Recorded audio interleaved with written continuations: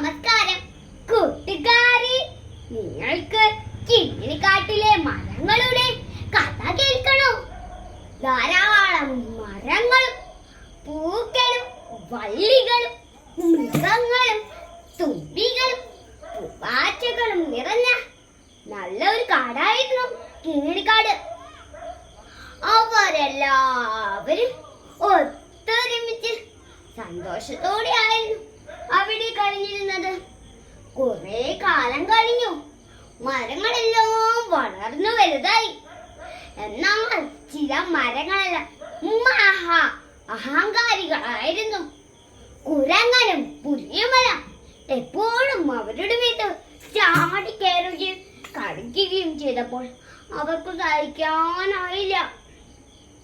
ഒരു ദിവസം തേക്കുമരം ദേഷ്യത്തോടെ പറഞ്ഞു, ഈ മൃഗങ്ങളെ കൊണ്ട് ഞാൻ തോറ്റു.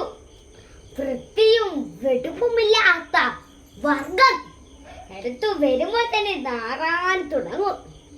അതെ ഓക്കുമരം പിന്താങ്ങി. ഇന്നലെ ഒരു പുലി വന്ന് അതിന്റെ ശിഖരത്തിൽ കയറി ഉറങ്ങാൻ തുടങ്ങി. അവന്റെ നഖങ്ങൾ കൊണ്ടിട്ട് കണ്ടോ, അതിന്റെ മേലാകെ കോറൽ വീണു. ഇത് കേട്ട് ഇലഞ്ഞിമരം പറഞ്ഞു, ഇനി നമുക്കവയെ അടുപ്പിക്കുകയേ വേണ്ട. മൃഗങ്ങൾ വരാതായാൽ ഒച്ചയും ബഹളവും ഒക്കെ കുറെ, നമുക്ക് സമാധാനത്തോടെ ജീവിക്കാനുമാകും. ഇത് കേട്ട് വൃദ്ധനായൊരു മുള പറഞ്ഞു, മക്കളെ, ഇങ്ങനെ ശാഠ്യം പിടിക്കരുത്. കാടായാൽ മരങ്ങളും മൃഗങ്ങളും കിളികളും ഒക്കെ വേണം. എല്ലാവരും ഒത്തൊരുമയോടെ കഴിയുകയും വേണം. അപ്പോൾ മറ്റു മരങ്ങളൊക്കെ കളിയാക്കി ചിരിച്ചു. ഈ വയസ്സനെ എന്തറിയാം എന്നായിരുന്നു ദക്കിന മറുപടി. നമ്മളെ ഉപദേശിക്കാൻ ഈ വനാദ്യം മുളെ ആരാണ് മരമായി കൂട്ടിയിരിക്കുന്നത്? പുല്ല് വർഗക്കാരനായി നിന്റെ വാക്കുകൾക്ക് പുല്ല് വിലയുള്ളൂ. ഇലഞ്ഞി പൊട്ടിച്ചിരിച്ചു. അന്നു മുതൽ മൃഗങ്ങളെ അടുപ്പിക്കാതിരിക്കാൻ മരങ്ങൾ ചില സൂത്രങ്ങൾ പ്രയോഗിക്കാൻ തുടങ്ങി. ഉറങ്ങാൻ തണൽ തേടി വന്ന സിംഹത്തിനെ ഓക്കുമരം ഉണങ്ങിയ ചില ഓടിച്ചു. തെക്കിൽ കയറി വിശ്രമിക്കാൻ ശ്രമിച്ച പുലിയെ തേക്ക് വിറച്ചു തുള്ളി താഴേക്ക് തള്ളിയിട്ടു. പിന്നീട് എന്തുണ്ടായിരുന്നോ, ആ ഭാഗത്തേക്ക് മൃഗങ്ങളൊന്നും വരാതെയായി.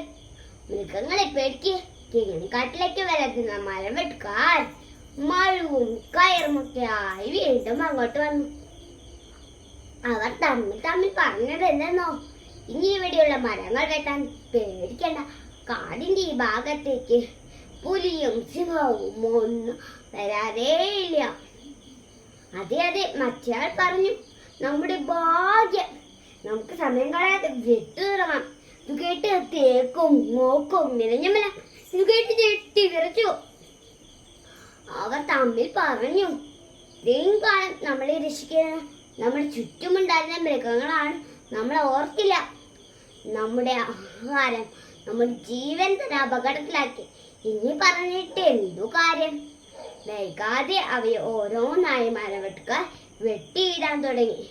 വൃദ്ധനായ മുളയ്ക്ക് ആ കാഴ്ച കണ്ട് സഹിക്കാനായില്ല. അവർ സങ്കടത്തോടെ ഉള്ളിൽ പറഞ്ഞു, ഒരുമയോട് ജീവിക്കാൻ സന്മനസ്സില്ലാത്തവർക്ക് നാട്ടിലായാലും കാട്ടിലായാലും ഇതു തന്നെ ഗതി. കൂട്ടുകാരെ, നിങ്ങൾക്കിതിൽ നിന്ന് എന്തു മനസ്സിലായി? സസ്യങ്ങളായാലും ജന്തുക്കളായാലും നമ്മൾ മനുഷ്യരായാലും നമ്മുടെ ജീവൻ പരസ്പരം ആശ്രയിച്ചാണ് നിലനിൽക്കുന്നത്. കിങ്ങിണിക്കാട്ടിലെ മരങ്ങളുടെ സ്വാർത്ഥതയാണ് അവരുടെ നാശത്തിന് കാരണമായത്. സ്വാർത്ഥത ഒരിക്കലും നന്നല്ല. സ്വാർത്ഥത വെടിഞ്ഞ് ഒത്തൊരുമയോടെ പ്രവർത്തിക്ക്. നമുക്ക് നമ്മുടെ നാടിനെ രക്ഷിക്കാം. നന്ദി.